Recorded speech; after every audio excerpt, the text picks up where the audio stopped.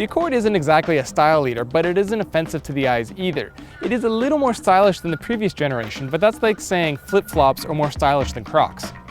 And if you're wondering, yes, this is the 4-cylinder touring model that is sold exclusively north of the border.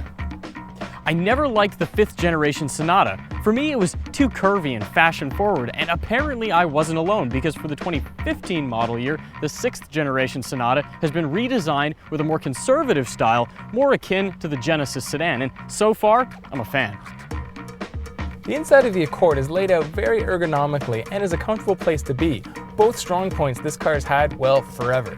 I really like the dual display screens, as I can see my audio and navigation information at the exact same time. The inside of the Accord is very similar to the outside. It's dull, simple, but very functional. Luke and I agree, when it comes to actual driver comfort, there is no comparison. The Accord wins hands down. The front seats are so much more comfortable and the leather feels better. More importantly, for someone my height, is headroom. There's ample here in the Accord, whereas in the Sonata, I'm almost brushing the headliner. And as well, my knee has a nice soft place to rest in this car, whereas in the Sonata, it's against a hard plastic edge. In the back, with 38.5 inches of rear legroom, there's a lot more sprawl-out space in the Accord than the Sonata. Headroom's slightly less, but really both cars, adults will fit in the back, no problem. Just like with the outside, Hyundai went in a more conservative direction with the Sonata's interior, and I've got to applaud them for it. Yeah, the Accord has more rear seat legroom, but remember this, I've got heated rear seats, not to mention cooled seats up front with heating, of course, and also a heated steering wheel.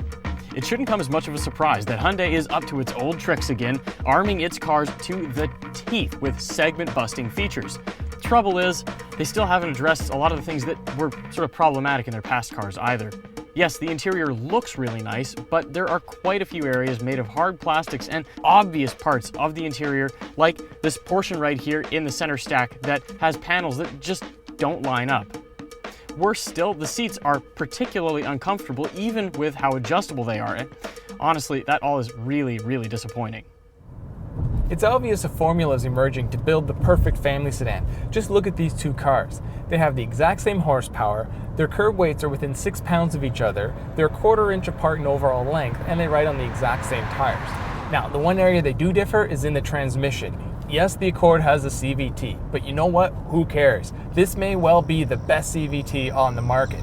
In regular operation, drivers won't even know that it's a CVT instead of a conventional 5 or 6 speed automatic.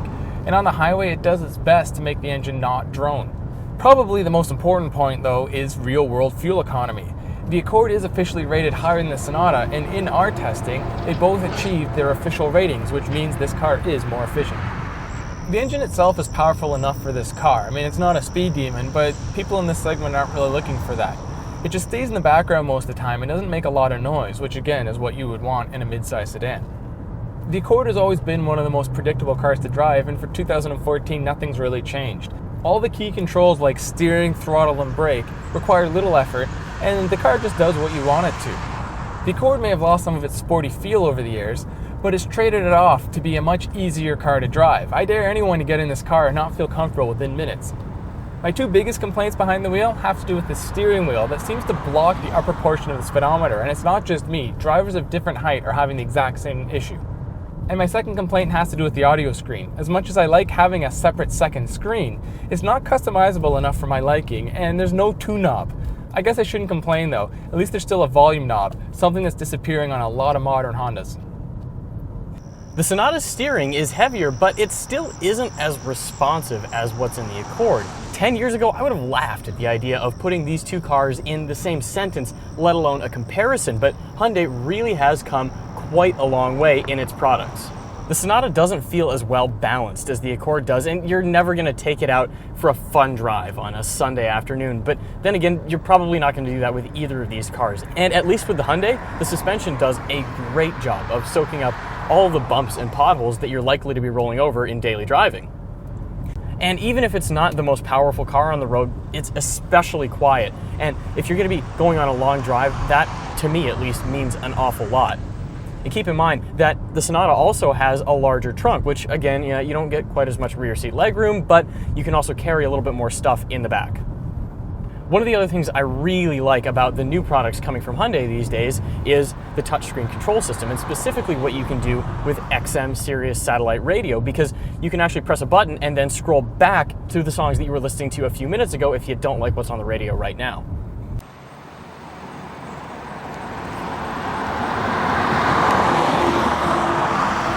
If I had to pick one word to sum up the Sonata, it would be refinement.